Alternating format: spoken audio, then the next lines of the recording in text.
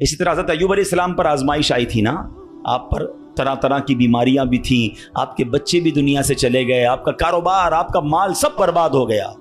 अल्लाह अकबर, आपने अल्लाह को कैसे पुकारा, और ये दुआएं कितनी मकबूल हैं कि कुरान में मौजूद हैं। बल्कि इसको तो याद कर लो, क्या तर्जुमा है, आंसू आ जाएंगे आपकी आंख में। हजरत अय्यूब कहते हैं अन्नी मस्सनी यद्दुर्रु व अंत अरहमुर राहिमीन।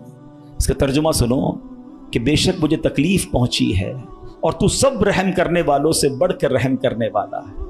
अगर तकलीफ पहुंचे तो क्यों दुनिया को पुकारना है, क्यों दुनिया वालों के पास जाना है? चलो ना उसके दरबार में चलते हैं जिससे तकलीफ दूर करनी है। हजरत अय्यूब अलैहिस्सलाम ने रब को पुकारा ना, अन्नी मस्सनी यद्दुर्रु व अंत अरहमुर राहिमीन। ये वो दुआ है जो कबूल है, ये वो दुआ है जिसके सदके में हजरत अय्यूब को शिफा भी दी गई और सारी माल दौलत औलाद वापस अता कर दी गई।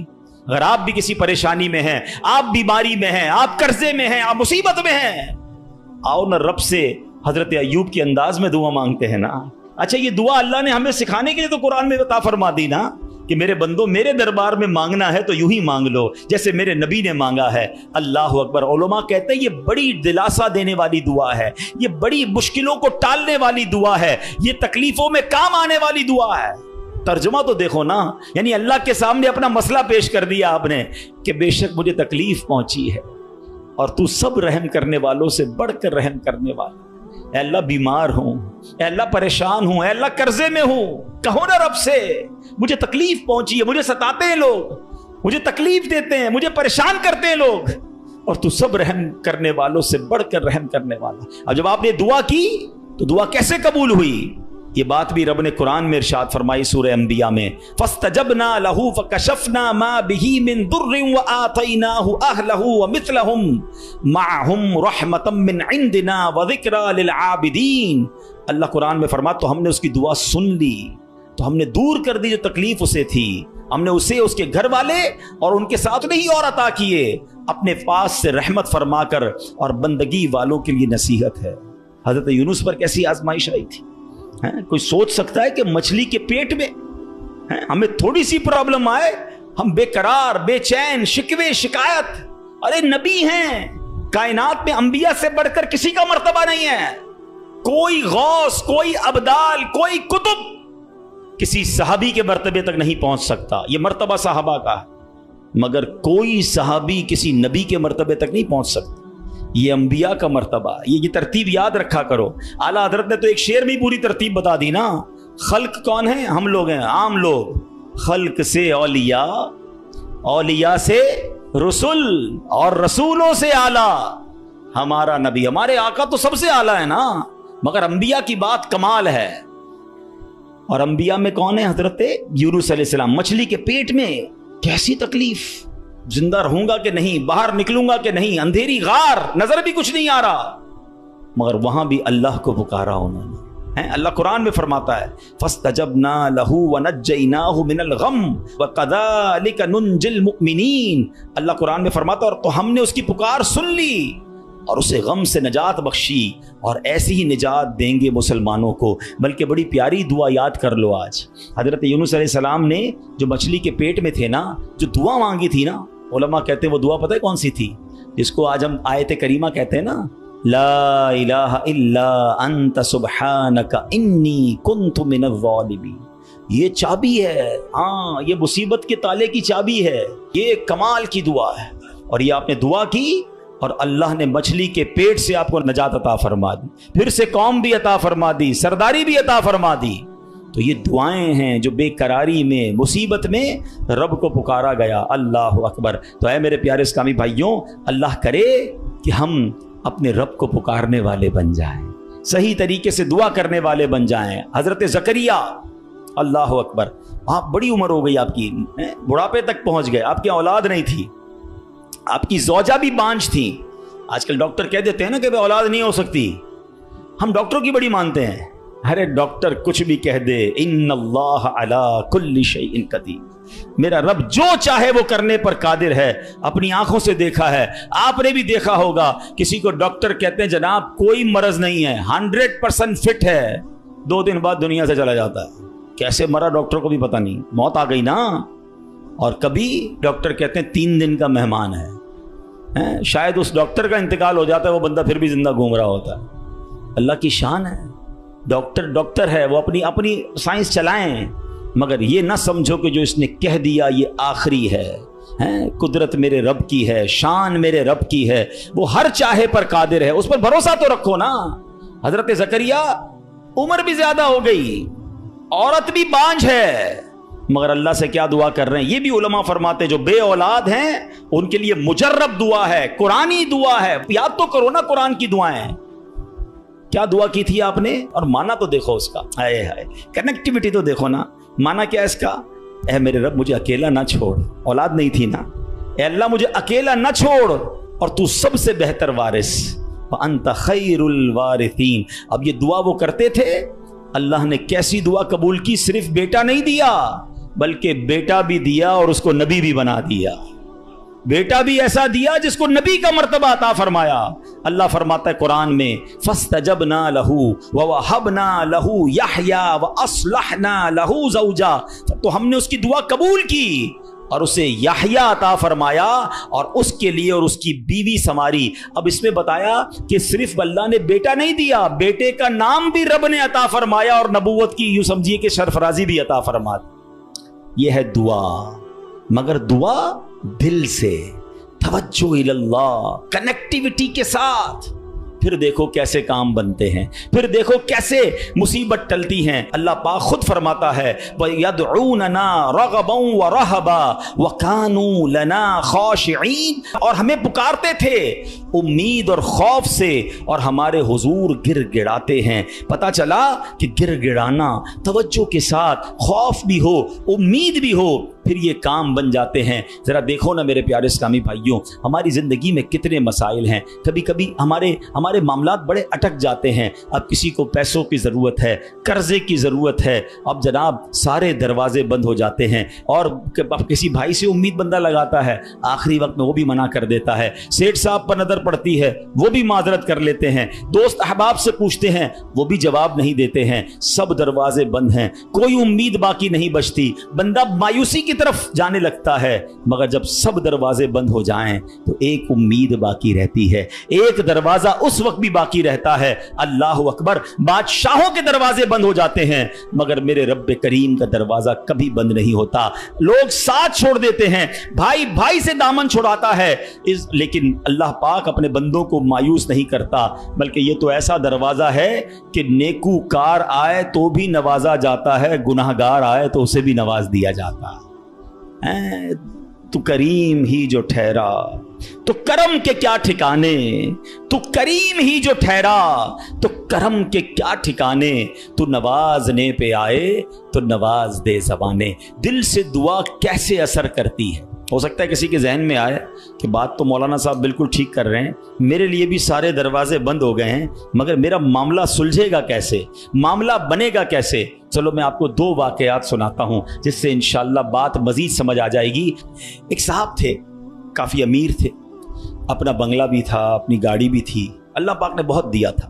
شام کو گھر آئے، بچوں کے ساتھ وقت گزارا، کھانا کھایا، اور اس کے بعد اپنے بستر پر لیٹ گئے۔ رات ہو گئی تھی، بڑا نرم بستر تھا، ٹھنڈا کمرہ تھا، مگر کروٹ بدلتے جا رہے تھے، نیند نہیں آ رہی تھی۔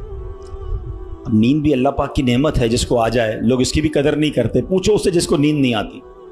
اب کافی دیر تک کروٹ بدلنے لگا کہ پتہ نہیں کیوں نیند نہیں آ رہی، چلو آج تھوڑی سی فریش ایئر لیتا ہوں، شاید نیند آ جائے۔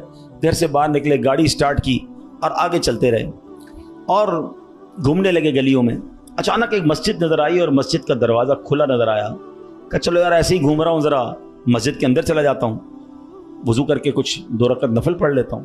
مسجد کے باہر گاڑی پارک کی، وضو کیا، مسجد کے اندر داخل ہوئے تو جیسے ہی مسجد کے اندر گئے تو پوری مسجد خالی، مگر ہلکی ہلکی کہیں سے رونے کی آواز آ رہی۔ رات کو اس وقت کون ہے مسجد میں اور کیوں رو رہا ہے؟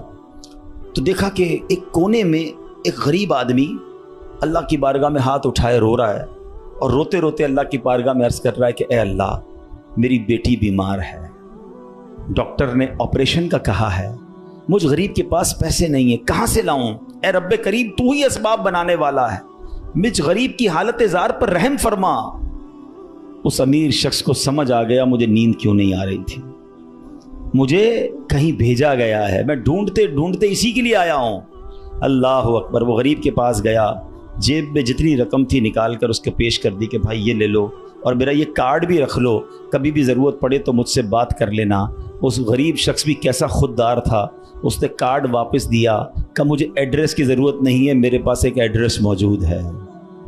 تو کون سا ایڈریس موجود ہے؟ بولا یہ ایڈریس ہے نا, اللہ کی بارگاہ میں آیا, اس نے تمہیں بھیج دیا, جب دوبارہ ضرورت پڑے گی تو بھی اسی کی بارگاہ میں آ جاؤں گا. سارے دروازے بند ہو جائیں, میرے کریم کا دروازہ کھلا ہوتا ہے. ہمارا پرابلم ہے ہم جاتے ہی نہیں اس کے پاس. اچھا اپنا ایک چھوٹا سا ٹیسٹ لے لو نا, تاکہ اندازہ ہو جائے گا آپ کو. کبھی بھی آپ کو بیماری ہو, پیٹ میں درد ہو, سر میں درد ہو, پاؤں میں درد ہو, چوٹ لگ جائے, پہلے کون یاد آتا ہے؟ ڈاکٹر. ڈاکٹر کے پاس چلو, یار بڑا درد ہے, کسی کو معلوم کرو کیسے علاج ہوگا, دوائی. میں نہیں کہتا ڈاکٹر کے پاس نہیں جانا چاہیے, لیکن پہلے ہمیں اللہ یاد آنا چاہیے. اے اللہ تو شفا دینے والا ہے, کرم کر دے مالک. کاروبار میں نقصان ہوا, فیملی میں پرابلم ہوا, واٹ ایور پرابلم, سب سے پہلے ہمیں دنیا والے, سورس, وکیل, پولیس, یہ یاد آتے ہیں. ہونا یہ چاہیے کہ ہمیں خالق کے اسباب کی یہ طرف لو لگانی چاہیے. پہلے اللہ کریم کو پکارنا چاہیے. اسباب اختیار کرنا منع نہیں, مگر اسباب کے چکر میں, اس دنیا کے چکر میں ہم بھول گئے اسے کہ جو حل کرنے والا ہے, جو مشکلیں دور کرنے والا ہے, جو اولاد دینے والا ہے, جو مصیبت ٹالنے والا ہے. اس کی طرف جاتے ہی نہیں ہے. پورا دن دفتروں کے دھکے کھاتے ہیں, مگر 2 رکعت پڑھ کر اس کی بارگاہ میں سر نہیں جھکاتے. دیکھو اللہ کیسے کام بناتا ہے. ایک اور واقعہ سنو. ایک بہت مشہور ڈاکٹر تھا, میں نے واقعہ کتاب میں پڑھا. مثال کے طور پہ اس کا نام ڈاکٹر احمد تھا. ساری زندگی اس نے بڑے آپریشن کیے, اس کا بڑا نام تھا. اب حکومت نے اعلان کیا کہ اس کو گولڈ میڈل دینا ہے, لائف ٹائم اچیومنٹ ایوارڈ. پوری زندگی اتنا کام کیا, اس ڈاکٹر کو ملک کے دارالحکومت میں بلایا جائے گا اور ایک بڑی تقریب ہوگی اور اس کو گولڈ میڈل دیا جائے گا. ڈاکٹر بڑا خوش کہ اتنا بڑا ایوارڈ ملنے والا ہے. ڈاکٹر صاحب نے فلائٹ بک کی, جہاز میں بیٹھے. جیسے ہی جہاز اڑا تو کچھ دیر کے بعد موسم خراب ہو گیا اور جہاز میں کوئی پرابلم ہو گئی. تو جہاز کو راستے میں کسی چھوٹے سے ایئرپورٹ پر اتار لیا گیا. ڈاکٹر صاحب جہاز سے نکل کر عملے کے پاس جاتے ہیں کہ بھائی کب جہاز اڑے گا, میری تو وہاں بہت اہم تقریب ہے اور سارا پروگرام میرے لیے سجایا گیا ہے, میں چیف گیسٹ ہوں, مجھے گولڈ میڈل ملے گا, بتائیں دوبارہ جہاز کب اڑے گا؟ کہ سر چھوٹا سا ایئرپورٹ ہے, جہاز کا پرابلم بڑا ہے, اتنا جلدی ٹھیک نہیں ہوگا. آپ کو اگر پہنچنا ضروری ہے تو آپ کو ایک گاڑی لیں کرائے پر اور بائی کار چلے جائیں, آپ پہنچ جائیں گے اپنی تقریب سے پہلے. ڈاکٹر نے کہا یہ بھی آئیڈیا ٹھیک ہے, جہاز کے انتظار میں کہیں میرا پروگرام ہی مس نہ ہو جائے. ڈاکٹر صاحب نے گاڑی بک کی, رینٹ اے کار لی. جیسے ہی راستے میں گئے تو زبردست بارش, آندھی طوفان. اس اندھیرے میں, اس آندھی طوفان میں ڈاکٹر صاحب راستہ بھول گئے اور کسی مین ہائی وے سے نکل کر گاؤں کے روڈ پہ چڑھ گئے. بہت دیر تک راستے میں, اب بھوک بھی لگ رہی, کھانا بھی نہیں کھایا, اندھیرا گپ, بارش ہو رہی ہے. اچانک ایک چھوٹا سا گاؤں میں گھر نظر آیا جس میں ایک بلب جل رہا تھا. ڈاکٹر صاحب نے کہا اب تو حالت ایسی ہو گئی, دروازہ کھٹکھٹایا. ایک بوڑھی عورت نے دروازہ کھولا. کب ماں جی کچھ کھانے پینے کو ملے گا, بہت بارش ہو رہی. کہا بیٹا اندر آ جاؤ. وہ اندر چلا گیا. ماں جی نے بڑی محبت سے اسے پانی بھی دیا, کچھ کھانے کو بھی دیا. تھوڑی سانس میں آئی تو ڈاکٹر نے دیکھا کہ برابر پہ بستر پر ایک نوجوان لیٹا ہوا تھا. کہا ماں جی یہ کون ہے؟ کہا بیٹا میرا بیٹا ہے. کیا ہو گیا ایسے؟ کہا اس کو بہت بڑی بیماری ہے. ماں جی علاج کیوں نہیں کرواتی؟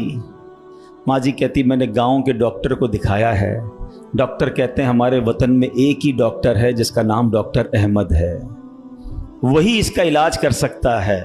مگر بیٹا میں غریب ماں ہوں, میں اپنے بیٹے کو کہاں سے ڈاکٹر احمد کے پاس لے جاؤں؟ نہ پیسے ہیں نہ کرایہ ہے, بس روز اللہ سے دعا کرتی ہوں اے اللہ تو کارساز ہے, میرے بیٹے کو شفا دے دے یا ڈاکٹر احمد کے پاس پہنچا دے.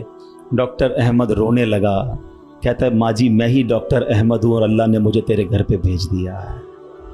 جہاز کا خراب ہونا, چھوٹے ایئرپورٹ پر اترنا, رینٹ کار لینا, راستہ بھول جانا, کسی اور گھر پہ نہ رکنا, اسی جھونپڑی کے کنارے پر رکنا اور اس گھر میں جانا اور اس مریض کا علاج کرنا. اب بھی نہیں مانو گے, ان اللہ علی کل شیء قدیر, میرا رب جو چاہے وہ کرنے پر قادر. بس ہمارا بھروسہ ہل جاتا ہے, ہم سمجھتے ہیں دنیا والے ساتھ دیں گے, ہم سمجھتے ہیں دنیا والے مسئلہ, ارے دنیا والے تو دکھ دیتے ہیں. اپنا پرابلم بتاؤ تو ہنستے ہیں, ہم سے کہتے فکر نہ کرو, دوسروں کو بتاتے ہیں دیکھو اس کا یہ مسئلہ ہے, یہ فلاں کام کے لیے آیا تھا, اتنی بڑی بڑی باتیں کرتا ہے, اس کا یہ مسئلہ ہے. ہمارے مسئلے کو انجوائے کرتی ہے دنیا, کون ساتھ دیتا ہے آج؟ مگر جو ہمارے عیبوں پر پردہ ڈالنے والا, جو ہمیں بچپن سے لے کر آج تک نوازنے والا, جو ہمارے گناہ ہونے کے باوجود ہمیں عطا کرنے والا ہے, وہ ہمارا رب کریم ہے. ارے جو ہماری ماں سے زیادہ ہمیں چاہنے والا ہے, ہم اسے کیوں نہیں پکارتے, اس کی طرف توجہ کیوں نہیں کرتے؟ حالانکہ اس کی رحمت تو اس کے دروازے کھلے ہوئے ہیں, وہ تو دینا چاہتا ہے. مگر کاش جو توجہ ریکوائرڈ ہے, جو دل سے دعا مانگنا ہے, وہ اللہ مجھے اور آپ کو نصیب فرما دے. اور پھر اللہ کو پکارے نا. میں نے کہا نا گناہ گاروں کا بھی وہ رب ہے, وہ نیکوں کا رب تو ہے, وہ گناہ گاروں کو کیسے نوازتا ہے. ایک اور واقعہ سنو, عیون الحکایات, یہ بڑی پیاری کتاب ہے مکتبۃ المدینہ سے, اگر آپ اسے لیں گے تو اس میں بڑی زبردست واقعات موجود ہیں. ماجرا یہ ہے کہ حضرت بکر بن عبداللہ فرماتے ہیں کہ پچھلی قوموں میں ایک بہت سرکش, غیر مسلم اور ظالم بادشاہ تھا. وہ اللہ پاک کی نافرمانی میں حد سے بڑا ہوا تھا. ایک مرتبہ ایک جنگ میں بادشاہ کو گرفتار کر لیا گیا. اب اتنا ظالم تھا کہ جنہوں نے گرفتار کیا تھا انہوں نے کہا اب اس ظالم بادشاہ کو تو تڑپا کے مارنا ہے. تو طے یہ پایا کہ اس کو ایسا کرو کہ تانبے کی ایک دیگ میں ڈالتے ہیں اور اس کو اونچی جگہ پر لٹکاتے ہیں اور نیچے آگ جلاتے ہیں تاکہ یہ جل بھون کر مر جائے. ایسے ہی کیا گیا, تانبے کی دیگ بنائی گئی, نیچے آگ لگا دی گئی. اب آہستہ آہستہ جو ہے وہ دیگ گرم ہوئی, بادشاہ کی حالت خراب, پوری دیگ گرم ہو جائے تو جسم جھلسنے لگا. اس نے پہلے تو جھوٹے خداؤں کو پکارا, مگر جس ساری زندگی جن کے آگے پیشانی رگڑی تھی انہوں نے کیا جواب دینا تھا؟ کسی نے کوئی جواب نہیں دیا, کوئی مدد نہیں آئی. اللہ اکبر. اب جب سب امیدیں ٹوٹ گئی نا, سب اس کو پتہ چل گیا کہ اب میرا آخری وقت آ گیا, اب میں گیا, اب میں مارا جاؤں گا. تو اب یہ بادشاہ جو تھا مسلمان نہیں تھا, اس نے مسلمانوں کے رب یعنی خداوند قدوس کو پکارنا شروع کر دیا. وہ کہتا ہے یا اللہ, یا رحمان, یا رحیم, مدد فرما دے, اور بلند آواز سے لا الہ الا اللہ پڑھنا شروع کر دیا. اب بادشاہ نے اس مشکل گھڑی میں اللہ سے توبہ بھی کی کہ اللہ مجھے معاف کر دے اور بس مجھے بچا لے, اب میں تیری عبادت کروں گا, اب تک جو کیا مجھے معاف کر دے. بلند آواز لا الہ الا اللہ. اس دیگ میں بیٹھا ہوا ہے, نیچے آگ لگی ہوئی ہے. دیکھو کریم نے اس کی پکار کیسے سنی کہ بارش برسنا شروع ہو گئی. جیسے بارش برسی تو وہ آگ بجھ گئی, تو وہ گرمی تو آلموسٹ ختم ہو گئی. لیکن پھر اتنی تیز ہوا چلی کہ وہ دیگ رسیاں توڑا کر دیگ ہی اڑنے لگی. اچھا, وہ بادشاہ لا الہ الا اللہ, لا الہ الا اللہ کی آوازیں بلند کر رہا ہے اور دیگ اڑ رہی ہے. اب دیگ اڑتے اڑتے اڑتے غیر مسلم قوم کا جو قبیلہ تھا وہاں جا کے گر گئی. اب جب وہاں گئی تو لوگ حیران کہ یہ کیسی دیگ ہے جو اڑتے ہوئے آ رہی ہے, اور اس میں ایک بندہ بیٹھا ہوا ہے, وہ لا الہ الا اللہ, لا الہ الا اللہ پڑھ رہا ہے. تو جب وہ غیر مسلم قریب آئے تو اس بادشاہ نے باہر نکل کر اپنا واقعہ سنایا کہ سنو, میں غیر مسلم تھا, اپنے اللہ کے سوا جھوٹے خداؤں کی پوجا کرتا تھا, میں نے کلمہ پڑھا, اللہ نے اس مصیبت سے نکال دیا اور مجھے یہاں پہنچا دیا, پورا گاؤں کلمہ پڑھ کر مسلمان ہو گیا. اللہ کی جو نا قدرت کے نظارے ہیں, اللہ ایسے نکالتا ہے بندے کو کہ سمجھ بھی نہیں آتی. بات وہی ہے کہ دل سے اسے پکارنا ہے, مگر دل سے گر گڑا کر توجہ کے ساتھ, فوکس کے ساتھ. پھر دیکھو آپ کی مشکلیں کیسے ٹل جاتی ہیں. تو اللہ کرے کہ ہم پیارے آقا علیہ الصلوۃ والسلام کی سنت پر عمل کرنے والے بن جائیں. ایک بار خود نبی پاک کے ساتھ بڑا حیران کن واقعہ پیش آیا. یہ 3 ہجری غزوہ غطفان کا موقع تھا. پیارے آقا علیہ الصلوۃ والسلام صحابہ کرام کو لے کر سفر پر روانہ ہوئے. ایک مقام پر پڑاؤ کیا تو صحابہ کرام کچھ فاصلے پر ٹھہرے اور نبی پاک علیہ الصلوۃ والسلام اکیلے ایک درخت کے نیچے تشریف فرما ہو گئے. غیر مسلم جو ہر وقت نبی پاک کو معاذ اللہ نقصان پہنچانے کی ٹرائی کرتے رہتے تھے, پلان کرتے رہتے تھے, ان میں سے غیر مسلم اچانک کہیں سے آیا ہاتھ میں ننگی تلوار, اور نبی پاک اکیلے, کوئی اس وقت صحابہ بھی قریب نہیں تھے. تو پیارے آقا علیہ الصلوۃ والسلام کے بالکل سامنے آ گیا اور بڑے تکبر کے ساتھ, بڑے جس کو کر و فر کے ساتھ کہتا ہے اے محمد صلی اللہ علیہ وسلم, اب بتائیے آپ کو مجھ سے کون بچائے گا؟ آپ کے ساتھ تو کوئی بھی نہیں ہے, آپ اکیلے ہیں, میرے ہاتھ میں تلوار ہے. اللہ اکبر. نبی پاک کی توجہ اللہ کی طرف کیسی تھی, آپ نے صرف ایک جملہ کہا, ایک لفظ کہا, فرمایا اللہ، کیا نام ہے، دل کو کیسا سکون نصیب ہوتا ہے. میں اسے پکار رہا ہوں جو میرا خالق ہے، جو میرا مالک ہے، جو میرا پروردگار.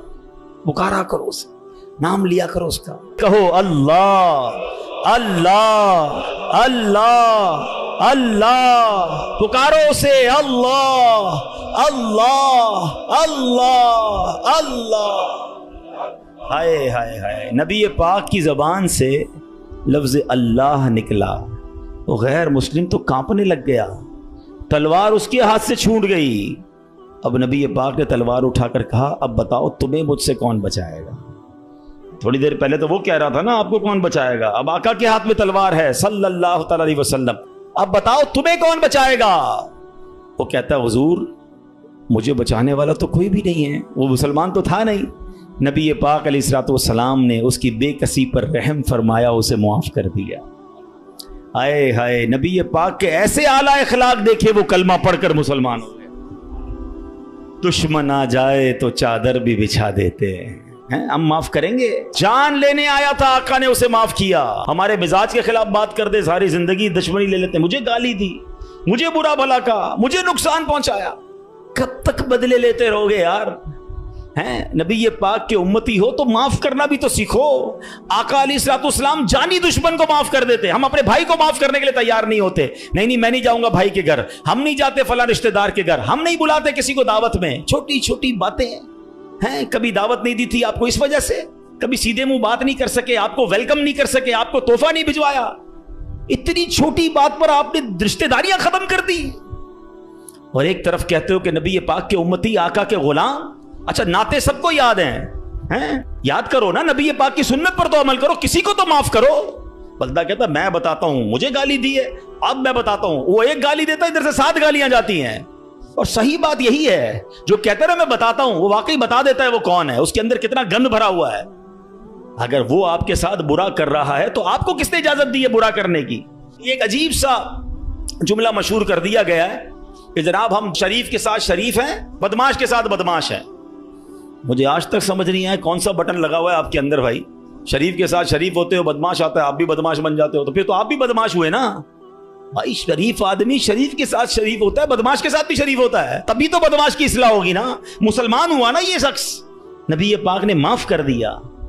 تو خدا را آقا کی سنت کو ادا کریں، اور جیسی بھی مشکل، جتنی بڑی مشکل ہو، آپ بس دعا کریں، اللہ کو پکاریں، اللہ کو یاد کریں، توجہ اللہ کی طرف جائے.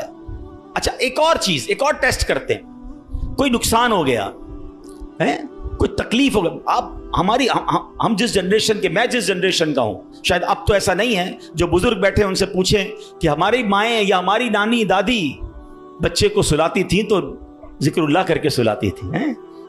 آمینہ بی بی کے گلشن میں کیسے پڑھتی تھی؟ آمینہ بی بی کے گلشن میں آئی ہے تازہ بہار، پڑھتے ہیں صلی اللہ وسلم آج در و دیوار. نبی جی اللہ اللہ اللہ لا الہ ہو اللہ اللہ اللہ لا.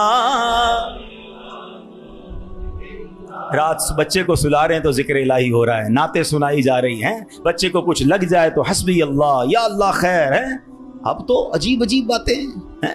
رات کو موبائل پکڑا دیا ہاتھ میں، گانا دیکھتے ہوئے، میوزک دیکھتے ہوئے، کارٹون دیتے ہوئے، ابا بھی سو رہا ہے، بچہ بھی سو رہا ہے. صبح اٹھتے ہی بھائی وضو کروا کے فجر پڑھایا جاتا تھا، کلمہ پڑھایا جاتا تھا. مجھے اپنا یاد ہے کہ ہم جب چھوٹے تھے تو اسکول جانا ہوتا تھا، تو فجر کی نماز کے بعد پھر سو گئے. تو ہمارے اس وقت ریڈیو پاکستان پہ، جو میری عمر کے لوگ ہوں گے ان کو پتا ہوگا، اب تو پتا نہیں ہے، صبح 7 بجے جو ہے نا وہ درود پاک چلتا تھا. اللہم صلی علی سیدنا محمد النبی الامی وعلی آلہ وصحبہ مجھے یاد آ رہا ہوگا یہ کنٹینیو چلتا تھا. تو والدہ وہ اس کو آن کر کے بڑی آواز کر دیتے تھے تو خود ہی آنکھ کھل جاتی تھی, خود ہی. اب درود سے اٹھایا جا رہا ہے. یہ انداز تھا ہمارے گھروں کا کہ صبح اٹھاتے وقت, رات سلاتے وقت, بچے گھر سے جا رہا ہے اللہ رسول کے حوالے, غوث پاک کے حوالے. یعنی ہماری ٹریننگ اس طرح ہوتی تھی کہ بات بات پر اللہ کا ذکر, اللہ کے رسول کا ذکر. اب تو کوئی تکلیف ہو, پتہ نہیں انگریزی میں پتہ نہیں کیا کیا آوازیں نکال رہے ہوتے ہیں, معاذ اللہ گالیاں منہ سے آ رہی ہوتی. لیکن ہے ہی نہیں, پہلے تو زبان سے یا اللہ خیر, فوراً ذکر الہی. یعنی ہماری ٹریننگ یہ ہوا کرتی, اور ہونی بھی یہی چاہیے مسلمان کی, کہ ہم تکلیف میں بھی. اچھا پھر ایک اور عجیب بات پتہ ہے کیا ہے, چلیں اب میں دوسری طرف لے آتا ہوں اپنی گفتگو کو, کہ تکلیف میں تو ہم اللہ کو یاد کرتے ہیں, پھر تکلیف ختم ہو جائے تو پھر کہاں چلے جاتے ہیں. اچھا بعض اوقات پتہ ہے کہ اچانک مسجد میں کوئی نیا آدمی نظر آنے لگتا ہے نا, ٹوپی بھی پہنی ہوئی, ہاتھ میں تسبیح بھی ہے, بندہ کہے خیر تو یہ کدھر سے آیا بھائی, اور 5 نمازیں بھی پڑھ رہا ہے, بعض اوقات نماز سے بھی پہلے آ جاتا ہے. میں پوچھو خیر تو ہے, بس وہ والدہ ہاسپٹل میں ہیں یا فلاں پرابلم ہے. بہت اچھی بات ہے, میں خدا نہ خواستہ ڈسکریج نہیں کر رہا, مگر ادھر وہ پرابلم دور ہوئی, ادھر مریض ٹھیک ہوا, ادھر مسئلہ حل ہوا, وہ بندہ ہی غائب ہو گیا مسجد سے. تو یہ کیا ہے, ہم خوشی میں بھی اللہ کے بندے ہیں, ہم غم میں بھی اللہ کے بندے ہیں. ہم غموں میں بھی اسے پکاریں, ہم خوشی میں بھی اسے یاد رکھیں. اور یہ بات میں نہیں کہہ رہا, یہ اللہ کریم نے قرآن مجید فرقان حمید میں ارشاد فرمایا, اور یہ کافروں کی عادت اللہ نے ارشاد فرمائی. سنو, اللہ قرآن میں فرماتا ہے وَإِذَا مَسَّ الْإِنسَانَ الضُّرُّ دَعَانَا لِجَنبِهِ أَوْ قَاعِدًا أَوْ قَائِمًا. اللہ فرماتا ہے اور جب آدمی کو تکلیف پہنچتی ہے تو لیٹے ہوئے اور بیٹھے ہوئے اور کھڑے ہوئے ہر حالت میں ہم سے دعا کرتا ہے. بہت اچھی بات ہے, مگر آگے کیا ہوا, اللہ فرماتا ہے پھر جب ہم اس کی تکلیف دور کر دیتے ہیں تو یوں چل دیتا ہے گویا کبھی کسی تکلیف کے پہنچنے پر ہمیں پکارا ہی نہیں تھا, یاد ہی نہیں رہتا اللہ کا گھر. سچ بتاؤ ایسا ہم نہیں کرتے؟ پرابلم ہو تو گھر میں قرآن خوانی کراؤ, درود پاک کا ختم کرواؤ, امام صاحب کے پاس چلتے ہیں, دعا کرواتے ہیں, ذرا مسجد میں دعا کروانی ہے. ارے بھائی دعا کر دی, تمہارا مسئلہ حل ہو گیا, اب گئے کدھر؟ یہ اللہ پاک سے کیا تعلق بنا رہے ہو؟ ایسا نہ کریں. دیکھیں آپ اپنے انداز میں سمجھیں, میں بلا تمثیل سمجھا رہا ہوں. کوئی بندہ وہ ہے جو آپ سے جب ملتا ہے اپنے مطلب کے لیے ملتا ہے, بلکہ ایسے بھی لوگ ہوتے جب باتیں سمجھ آ جاتی ہے, یار کوئی کام ہی لے کر آیا ہوگا, اس کا کوئی مسئلہ اٹکا ہے نا تو آج چہرہ دکھایا ہے, تو اس بندے کی کیا عزت ہوتی ہے آپ کے پاس. اور ایک بندہ ہے جو روز ملتا ہے, محبت کرتا ہے آپ سے آپ کے پاس آ کے بیٹھتا ہے, کبھی کبھی مسئلہ بھی بیان کر دیتا ہے, لیکن مسئلہ نہ بھی ہو تو آپ کے پاس ضرور آتا ہے. وہ دوست ہوتا ہے نا, فرق ہے نا, ایک مطلب کے وقت تمہارے پاس آتا ہے, ایک روز تمہارے ساتھ پاس آتا ہے. اب بلا تمثیل سمجھو, جو مطلب کے وقت اللہ کی بارگاہ میں جا رہا ہے, جو کسی مشکل کے وقت تو رب کے پاس جاتا ہے, اور جیسے ہی رب اپنے کرم سے مشکل آسان کر دے وہ غائب ہو جاتا ہے. تو ایسا نہ کیا کرو, اللہ کے گھر میں آیا کرو, مسجدوں میں بیٹھا کرو, نمازوں کی پابندی کیا کرو, اور اللہ کو ہر حال میں پکارا کرو. پھر دیکھو وہ رب کریم آپ کی کیسی مشکلیں آسان فرمائے گا. اور ہمارے اسلاف تو کس طرح اللہ کو غم میں یاد کیا کرتے. اللہ اکبر. ایک بار بڑا خوبصورت واقعہ پھر انشاءاللہ اپنا بیان میں ختم کرتا ہوں. ابو الحسن سری سکتی رحمۃ اللہ تعالی کا واقعہ. آپ کی خدمت میں ایک مرتبہ آپ کی ایک پڑوسن آئی اور عرض کرتی ہے کہ اے ابو الحسن, رات میرے بچے کو سپاہی اٹھا کر لے گئے اور وہ اسے بڑی تکلیف دیں گے, آپ کچھ کیجئے, میرے بیٹے کے لیے سفارش کیجئے. پڑوسن کی فریاد سن کر سیدنا ابو الحسن نے کیا کیا, جانماز بچھائی یا کھڑے ہوئے اور خشوع و خضوع کے ساتھ نماز شروع کر دی. اب پڑوسن کہہ رہی میں ان سے سفارش کرانے آئی ہوں, بچہ میرا جیل میں ہے, پتہ نہیں کتنی پٹائی کریں گے اس کی, اور یہ حضرت نماز پڑھنے پہ لگ گئے. اچھا نماز بھی آپ نے بڑی طویل نا, مزیدار خشوع و خضوع سے پڑھ رہے ہیں. اچھا جب کافی دیر ہو گئی نا تو وہ عورت کہتی ہے حضرت جلدی کریں, میرے بچے کو قید میں ڈالا ہوا ہے وہ, اور اس کی تکلیف پہنچائیں گے. آپ نے جلدی نہیں کیا, آپ نے سکون سے نماز پڑھی, اور جب نماز سے سلام پھیرا نا تو کہا اے میری بہن, تمہارا ہی تو معاملہ حل کروا رہا تھا, تمہارا مسئلہ ہی تو حل کر رہا تھا. ابھی یہ آپ نے کہا تو پڑوسن بھاگتی بھی, اس کی بچی بھاگتی ہوئی, امی گھر آ جائیں, بھائی آ گیا واپس, بیٹا گھر آ گیا. آپ نے کہا میں وہی تو مسئلہ حل کر رہا تھا, جدھر سے حل ہونا ہے ادھر آپ نے رجوع کر لیا. یہ طریقہ بتا دیا ہمیں. پرابلم ہونا وضو کریں اور 2 رکعت صلاۃ الحاجات پڑھیں. ہاں اللہ کے پاس یا اللہ تیری بارگاہ میں آ گیا ہوں, جو پرابلم ہے, آپ کی رپورٹ غلط آ گئی ہے, آپ کی ڈاکٹر کہتا ہے پرابلم ہے, آپ کو جناب کوئی قرضے کا مسئلہ آ گیا ہے, کوئی بھی پرابلم, مال خراب ہو گیا ہے, 2 رکعت پڑھیں. کسی کے پاس پہلے نہ جاؤ, پہلے اللہ کے پاس. اللہ بھیجے گا آپ کو, اللہ آپ کے پاس راستے بنائے گا. آپ انشاءاللہ نماز پڑھیں, اللہ کو پکاریں, آپ کو انشاءاللہ ایسا راستہ سجائی دے گا کہ کام سارے سیدھے ہو جائیں گے. ہم پہلے کہیں اور جاتے ہیں, ہم رب کے پاس کیوں نہیں جاتے؟ ہم سب کے پاس جاتے ہیں, ہم رب کے پاس نہیں جاتے. ہم سب پر بھروسہ کرتے ہیں, ہم رب پر بھروسہ نہیں کرتے. آج کے اس بیان میں ایک بات سیکھ کر جانا ہے کہ میری مشکلوں کو حل کرنے والا کون ہے. زور سے بولو نا, ایک بار اور بولو. پریشانی دور کرنے والا کون ہے؟ بیماری دور کرنے والا کون ہے؟ مصیبت ٹالنے والا کون ہے؟ مجھے عزت دینے والا کون ہے؟ مجھے ذلت سے بچانے والا کون ہے؟ مجھے دشمنوں سے بچانے والا کون ہے؟ میرے غموں کو دور کرنے والا کون ہے؟ میری بے قراری کو دور کرنے والا کون ہے؟ دل میں چین ڈالنے والا کون ہے؟ ارے مجھے اپنے گھر کعبے کو دکھانے والا کون ہے؟ مجھے حج پر بلانے والا کون ہے؟ مجھے مدینے کی حاضری کا شرف دینے والا کون ہے؟ مجھے اپنے محبوب کا سچا عاشق بنانے والا کون ہے؟ مجھے گناہوں کے دلدل سے نکال کر نیکیوں کے راستے پر چلانے والا کون ہے؟ اور سنو, انشاءاللہ مجھے جنت میں بھیجنے والا کون ہے؟ پھر جب سب دینا اس نے ہے, سب ملنا اس سے ہے, پھر کیوں جاتے ہو ادھر ادھر؟ اس کا در تھام لو, اس سے محبت کرو, اس پر یقین کرو اور اسے پکارو. میں نے آج آپ کو قرآن کے ذریعے, حدیث کے ذریعے, واقعات کے ذریعے سمجھایا کہ جب اسے پکارا گیا ہے اس نے اپنے کرم کے دروازے کھولے ہیں اور اس نے مصیبتوں کو حل کر دیا. ہاں کبھی کبھی ایسا ضرور ہوتا ہے کہ میں جو مانگوں وہ مجھے نہیں ملتا, میں جو مانگوں اس میں لیٹ ہو جاتا ہے. اب اس میں شیطان دماغ میں خیالات ڈالتا ہے کہ ساری باتیں تو مولانا صاحب نے کر دیں, مگر میں تو بہت سالوں سے دعا کر رہا ہوں, میرا تو مسئلہ ہی حل نہیں ہو رہا. میں تو رو کے دعا بھی کرتا ہوں, تہجد میں بھی دعا کی, کعبے کے سامنے جا کر بھی دعا کر کے آیا, فلاں بہت بڑی نیک شخصیت سے بھی دعا کرائی. ہاں اب یہ وسوسہ بھی آج سمجھ لو, اس کو حل کر لیتے نا. اللہ سے ہر حال میں محبت کرنی ہے, ٹھیک ہے. اب اس کے بہت سارے جواب بن سکتے ہیں. پہلے تو میں آپ کو ایک حدیث سنا دیتا ہوں تاکہ آپ کو تسلی ہو جائے. حدیث پاک میں آتا ہے جس کا مضمون ہے کہ جب کوئی فاجر, فاسق, گناہ گار, کافر اللہ کو پکارتا ہے نا تو اللہ فرشتوں کو فرماتا ہے اس کا کام جلدی کر دو, مجھے اس کی آواز پسند نہیں آ رہی. اور جب کوئی اللہ کا پیارا اسے پکارتا ہے نا, اللہ فرشتوں سے فرماتا ہے ابھی اس کا کام نہ کرنا, اس کو اور پکارنے دو, مجھے اس کا پکارنا پسند آ رہا ہے. سچ بتاؤ نا, میں مانگوں اور مجھے مل جائے یہ اچھا ہے, یا کبھی زندگی میں تو کوئی ایک ایسی دعا کر لوں کہ اللہ جبریل سے فرمائے کہ اے جبریل اس کا کام نہ کرنا, اس کو اور پکارنے دو, اس کو اور گڑگڑانے دو, مجھے اس کا گڑگڑانا پسند آ رہا ہے. میری تو زندگی وصول ہو گئی نا کہ میرا پکارنا اگر رب کو پسند آ رہا ہے تو مجھے اور کیا چاہیے. وہ پنجابی شاعر کہتے نا, جے سونا میرے دکھ وچ راضی, میں سکھ نو چلے پاواں. پھر مجھے کرنا کیا ہے سکھ کو اگر میرا مالک میرے دکھ میں راضی ہے؟ ارے رب راضی ہے تو سب راضی ہے. پہلے تو یہ یقین لاؤ نا اپنے اندر.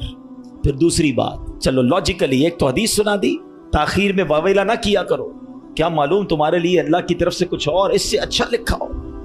اور ایک لاجیکلی بات بھی سمجھ لو تاکہ آئندہ دعا میں تاخیر ہو تو اللہ سے شکوہ مت کرنا, اللہ سے دور مت بھاگ جانا, محبت میں کمی نہ آنے دینا, بھروسے میں کمی نہ آنے دینا. آپ کے گھر میں کوئی بچہ ہو, اس کو بخار ہو جائے, ٹھیک ہے نا, کھانسی بھی ہو رہی ہے, وائرل ہو گیا ہے, اور وہ رو رہا ہے مجھے آئس کریم کھانی ہے, آپ کھلائیں گے؟ جواب دیجئے. اچھا وہ کیا ٹھنڈا پانی جوس پینا ہے, پلائیں گے؟ اچھا وہ رونے لگ جائے, خوب روئے, ضد کرے, آپ کا ایک دوست بھی برابر میں بیٹھا ہو کہ یار کیسے ظالم باپ ہو, آپ کا بچہ رو رہا ہے, کھلا دو نا آئس کریم, جوس پلا دو, کیا جاتا ہے؟ کیا جواب دو گے؟ دوست کے کہنے پہ پلا دو گے؟ آپ کہیں گے بھائی میں اس کا والد ہوں, مجھے پتا ہے کہ مجھے کب اس کو کیا دینا ہے. ایسا ہی ہے نا, تم والد ہو, تمہیں پتا ہے بچے کو کب کیا دینا ہے. میرے مالک کو نہیں پتا کب مجھے کیا دینا ہے. میں رو رہا ہوں نہیں دے رہا, میں گڑگڑا رہا ہوں نہیں دے رہا, میں التجا کر رہا ہوں نہیں دے رہا. ارے مان لو نا کہ اگر وہ نہیں دے رہا تو یہی میرے لیے بہتر ہے. جس دن یہ یقین آ گیا نا تمہیں، پھر دعا کا مزہ ہی اور ہوگا، پھر اللہ کی محبت کا انداز ہی اور ہوگا. کام ہو جائے تب بھی یا اللہ تیرا شکر، کام نہیں ہو تب بھی یا اللہ تیرا شکر. قرآن پاک کی ایک سورت ہے سورہ انبیاء. اس مبارک سورت میں کئی انبیاء کرام کا تذکرہ ہے. اس پہ بالخصوص انبیاء کرام کا یہ وصف بھی ذکر ہوا کہ اللہ پاک کے پیارے نبی اللہ پاک کی بارگاہ میں دعائیں کیسے مانگتے تھے، کیسے دعائیں کرتے، اور کوئی بھی مشکل آتی تھی تو اللہ کی طرف رجوع لاتے، توجہ اللہ کرتے، اور گر گڑا کر بے قراری کے ساتھ اللہ رب العالمین کی بارگاہ میں دعا مانگتے. سبحان اللہ. حضرت نوح علیہ السلام، آپ نے 950 سال تک لوگوں کو اللہ کی طرف بلایا. اب یہ بڑا ان کی زندگی جو ہے نا بڑا خوبصورت ہمارے لیے میسج بھی ہے. 950 سال میں آپ کو پتہ ہے کتنے لوگ ایمان لائے؟ کم و بیش 80 لوگ ایمان لائے. کدھر 950 سال اور صرف 80 لوگ ایمان لائے. اس میں بڑا درس ہے ہم سب کے لیے کہ اللہ کے نیک بندوں کو بعض اوقات اچھے کاموں میں تکلیف آتی ہے، ہمت نہیں ہارنی ہوتی. ہم تھوڑا سا کوئی نیکی کا کام کریں، کوئی ساتھ نہ دے، بندہ کہتا ہے میں تو کچھ نہیں کرتا، نیکی کا زمانہ نہیں ہے بھائی، میں تو اللہ کے لیے کر رہا تھا، کوئی ساتھ ہی نہیں دے رہا، فلاں نے تو دل توڑ دیا، فلاں نے ساتھ نہیں دیا. ارے اللہ کے بندو، یہی تو امتحان ہے. آپ استقامت، آپ کا کام کرنا ہے. ہاں، تعداد کو نہ دیکھیں، اللہ کی رضا کو دیکھیں. 950 سال میں لوگوں نے بات نہیں مانی. پھر آپ نے اللہ کی بارگاہ میں جب دعا کی کہ لوگ حضرت نوح علیہ السلام پر تشدد بھی کرتے، برا بھلا بھی کہتے تھے. ایک تو تھا ایمان بھی نہیں لا رہے تھے، اور پھر مارتے بھی تھے، تکلیف بھی دیتے تھے. تو اللہ تبارک و تعالیٰ کی بارگاہ میں جب دعا کی نا تو اللہ نے قرآن میں فرمایا فَاسْتَجَبْنَا لَهُ فَنَجَّيْنَاهُ وَأَهْلَهُ مِنَ الْكَرْبِ الْعَظِيمِ. اللہ فرماتا تو ہم نے اس کی دعا قبول کی اور اسے اور اس کے گھر والوں کو بڑی سختی سے نجات دی.